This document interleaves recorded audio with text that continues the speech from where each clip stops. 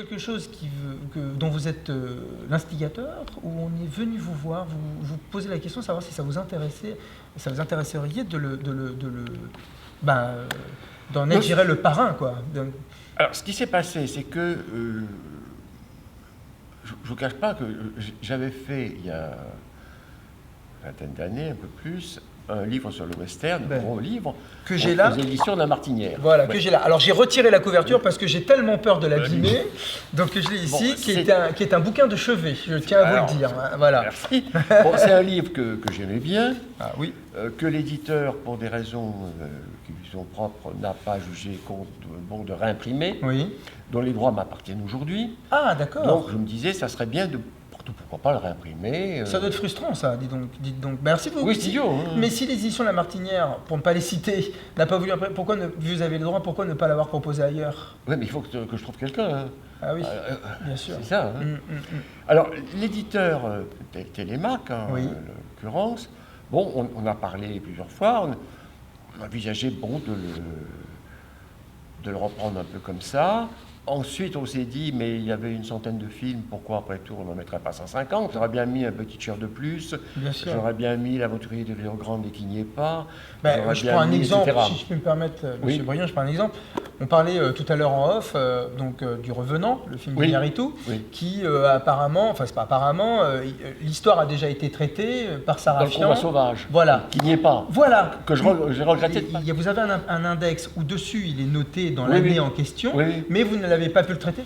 Bon. Donc il y a des westerns que j'aimais moins, mais qui sont indiscutables, donc il fallait les mettre. Il y a des westerns que j'aimais beaucoup, mais je n'avais pas de place, donc je n'ai pas pu les mettre. D'accord. Donc on s'est dit, est-ce qu'on ne peut pas pousser à 150, et puis de 150 à 200, et puis de 200, on arrive à plus de 1000. On arrive à plus de 1000. Et on découvre qu'il y en a encore 6000 qu'on n'a pas mis. Oh la vache. Je crois qu'il y en a encore 6000. En plus des 1100. Oui. Oh la vache. Enfin, vous avez les muets, vous avez plein. Oui, bien sûr. Alors la seule différence par rapport, j'avais pas mis de western italien dans celui-là. On connaît votre peu d'appétence pour le cinéma italien. Enfin, je voulais en même temps mettre un film de Leone dans le western de La Martinière. Oui, à l'époque. Oui. Et vous l'aviez mis, je me souviens. Non, on l'avait pas mis parce que La Martinière, on avait arrivé de La Martinière, qui était donc. Dit, mais pourquoi voulez-vous. Mais en même temps, c'était sous-titré cinéma américain. Oui. Voilà. Je lui dis oui, mais enfin, c'est intéressant parce que. D'ailleurs, c'est ce que je pense de Sergio Leone et d'autres westerns italiens de grande qualité qui existent. C'est qu'ils ont été influencés par le cinéma américain. Et par contre-coup, ils vont influencer le cinéma. Alors, quand il s'est agi de faire cette encyclopédie, ce dictionnaire encyclopédique plus complet, je me suis dit, là, on est tout de même un peu obligé de mettre des films qui ne sont pas américains. Alors, je ne les ai pas comptés, mais il n'y en a pas beaucoup non plus. Hein. Il y en a une quarantaine. C'est ça. Alors, on n'est pas allé jusqu'au Juge avec Pierre Perret, ni jusqu'à Dynamite Jack avec Fernandel, parce qu'il faut tout de même s'arrêter à un moment. Un peu de tenue. Oui, mais j'ai essayé pour le western italien, j'en ai vu beaucoup. J'en ai vu quelques-uns, j'avoue que je ne connaissais pas. Il ne faut pas oublier, le western italien, à un certain moment, 2/3 des films italiens étaient des westerns italiens. Et les gros succès étaient des westerns. Et ensuite, et ça c'est pas moi qui le dis, c'est Sergio Leone, le genre a complètement est tombé à péricliter à partir du moment où les gens passaient uniquement leur temps à se donner des gifles et ça devenait un truc de rigolade, ce qui n'était pas les films de Leone.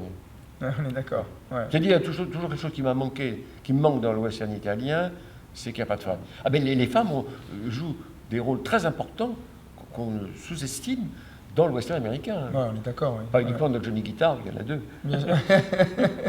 Non, donc c'est vraiment très intéressant. Et alors, à l'époque, quand vous aviez fait ce livre, le dernier film pour vous, western, était La Porte du Paradis. Volontairement. Oui. Mais vous aviez déjà vu à l'époque Impitoyable, le film d'Eastwood, ou c'était trop tôt? Non, c'était trop tôt, on est d'accord.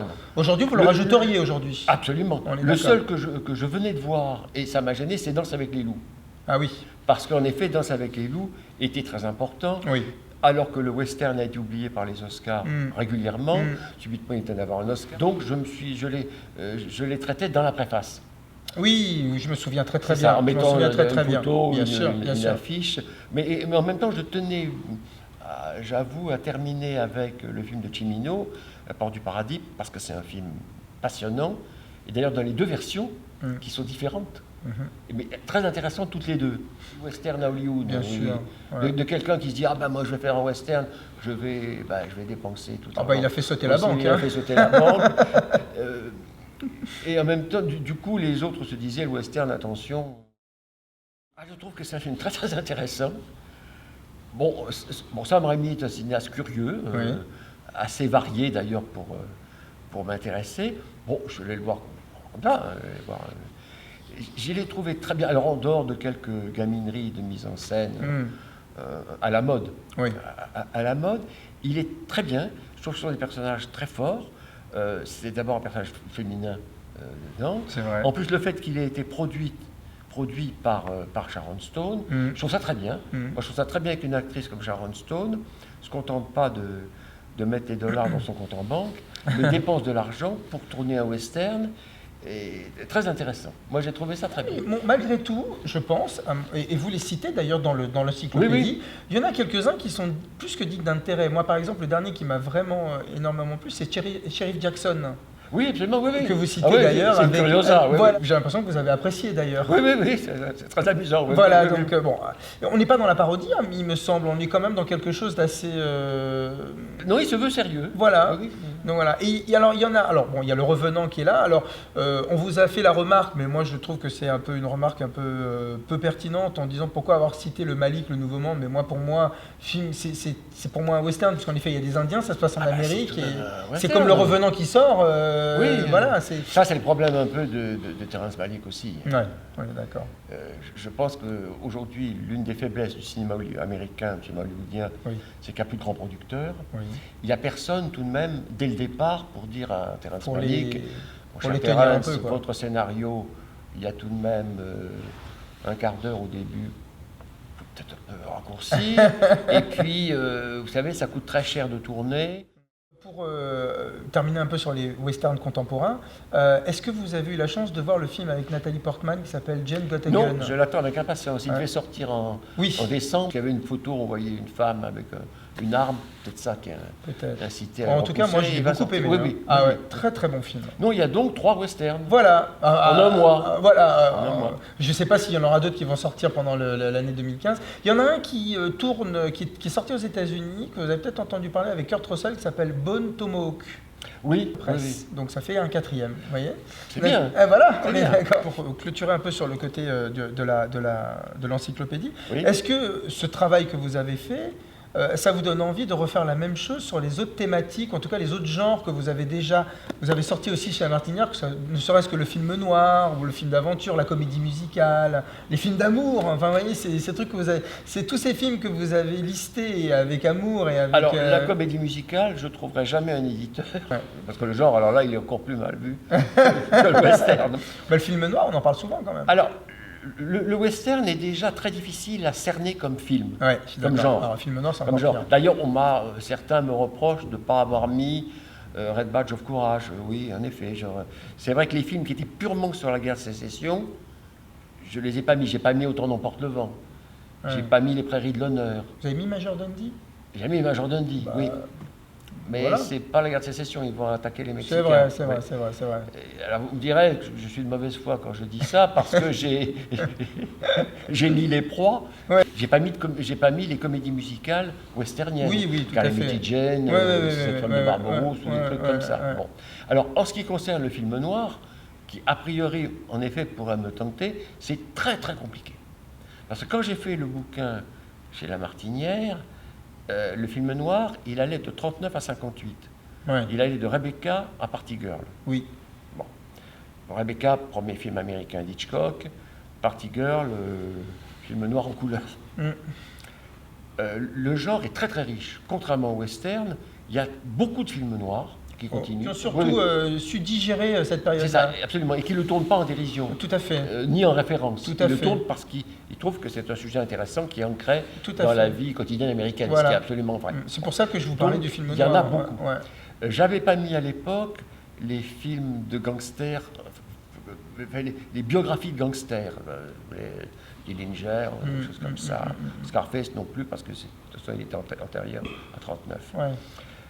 C'est très varié, c'est beaucoup plus difficile. Il y a beaucoup de sous-genres en fait. Il y a plein de sous-genres. Ouais, ouais. On va même jusqu'au film victorien, Antise et bien sûr. Film noir, bien sûr. En costume.